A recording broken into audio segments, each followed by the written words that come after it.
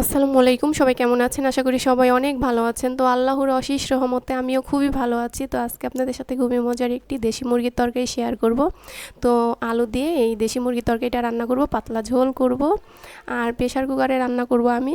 10-20 মিনিটের মধ্যে এই মাংসটা রান্না করা হয়ে যাবে ঝটপট। তো মাংস রান্না করার জন্য চুলায় প্রেসার কুকার বসিয়ে দিয়েছি। এখন তেল দিয়ে দিব। এই তেলের মধ্যে কয়েকটা মশলা দিয়ে দেবো, তেজপাতা, এলাচ, দারুচিনি, লং দিয়ে দিয়েছি। দিয়ে একটু হালকা ভেজে নিতে হবে। তো ভাজা হয়ে গেলে এই তেলের মধ্যে আমি পেঁয়াজ কুচি দিয়ে দিব।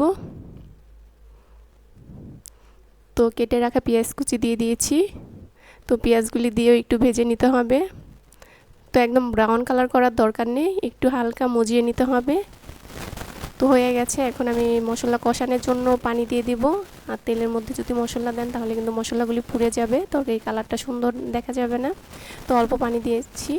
1 টেবিল চামচ লবণ দিয়ে দিলাম, 1 টেবিল চামচ হলুদের গুঁড়ো দিয়ে দিলাম। তো 1.5 চামচ আমি লাল মরিচের গুঁড়ো দিয়ে দিয়েছি, 1 টেবিল চামচ ধনিয়ার গুঁড়ো দিয়ে দিয়েছি, আর 1 টেবিল চামচ আদা বাটা আর 1 টেবিল চামচ রসুন বাটা দিয়ে দিলাম, 1 চা চামচ জিরা বাটা দিয়ে দিয়েছি। এখন একসাথে সবগুলি মশলা ভালো করে কষিয়ে নিতে হবে।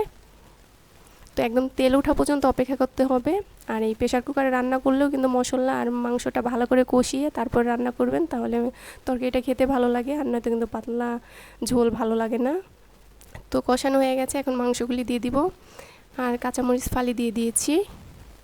তো মাংসটা দিয়ে 10 মিনিটের মতন আমি কষিয়ে নিব। তো কিছুক্ষণ পরপর নাড়াচাড়া করে মাংসটা ভালো করে কষিয়ে নিতে হবে। মেহমান আসলে কিন্তু ঝটপট এইভাবে করে প্রেসার কুকারে রান্না করে ফেলবেন। 10-20 মিনিটের মধ্যে কিন্তু মাংসটা রান্না করা হয়ে যাবে। তো আমি 10 মিনিটের মতন কিন্তু মাংসটা কষিয়ে নিয়েছি। এখন পানি দিয়ে দিব আর আলু দিব। আলু দিয়েই পানির সাথে সাথে দিয়ে দিতে হবে। আলু দিয়েও যদি কিছুক্ষণ কষান তাহলে কিন্তু দেখা যায় আলুটা কিন্তু আগেই সিদ্ধ হয়ে যাবে। আর যখন ঢাকনা দিয়ে ঢেকে রাখবো তখন কিন্তু প্রেসারের তাপে কিন্তু আলুটা একদম গলে যাবে। তো সেজন্য আলু দিয়ে বেশিক্ষণ কষাবো না, আমি আলু দিয়ে তারপরে পানি দিয়ে দেবো সাথে সাথে। তো মাংসটা কষিয়ে নিয়েছি ভালো করে, এখন আলু দিয়ে দিলাম। আমি এখানে একটু বড় সাইজ করে আলু কেটে নিয়েছি। তো আলু দিয়ে নাড়াচাড়া করে তারপর পানি দিয়ে দিব। তো আমি কিন্তু মাংস সব কিছুই রান্না করি একদম সিম্পলভাবে, হাতের কাছে থাকা মশলা দিয়ে কিন্তু আমি রান্না দেখাই, আপনাদের দেখানোর চেষ্টা করি। একদম ঝটপট ইজিভাবে রান্না দেখানোর চেষ্টা করি। তো আমি এখানে পানি দিয়ে দিয়েছি, একদম বেশি পানি দিব না, অল্প পানি দিয়েছি।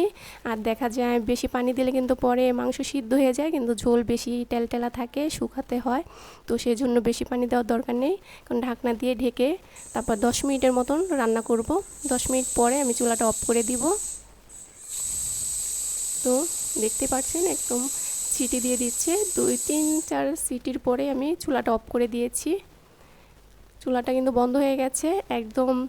যখন তাপ কমে গেছে তখন আমি ঢাকনাটা খুলে নিয়েছি।